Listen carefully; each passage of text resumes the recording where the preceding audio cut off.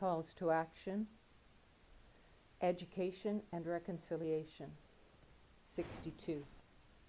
We call upon the federal, provincial, and territorial governments in consultation and collaboration with survivors, Aboriginal peoples, and educators to first make age-appropriate curriculum on residential schools, treaties, and Aboriginal peoples' historical and contemporary contributions to Canada, a mandatory educational requirement for kindergarten to grade 12 students. Secondly, provide the necessary funding to post-secondary institutions to educate teachers on how to integrate Indigenous knowledge and teaching methods into classrooms.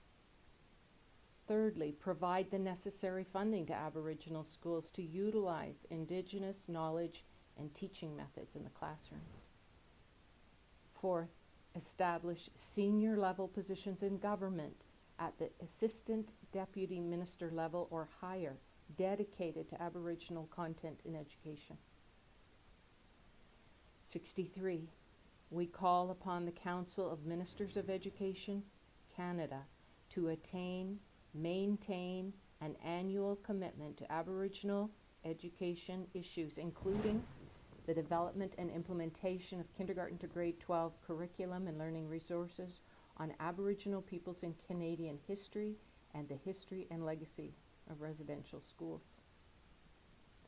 Sharing information and best practices on teaching curriculum related to residential schools and Aboriginal history.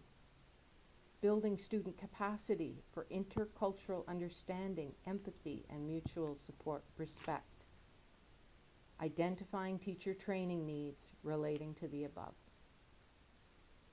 64. We call upon all levels of government that provide public funding to denominational schools to require such schools to provide an education on comparative religious studies, which include a segment on Aboriginal spiritual beliefs and practices developed in collaboration with Aboriginal elders.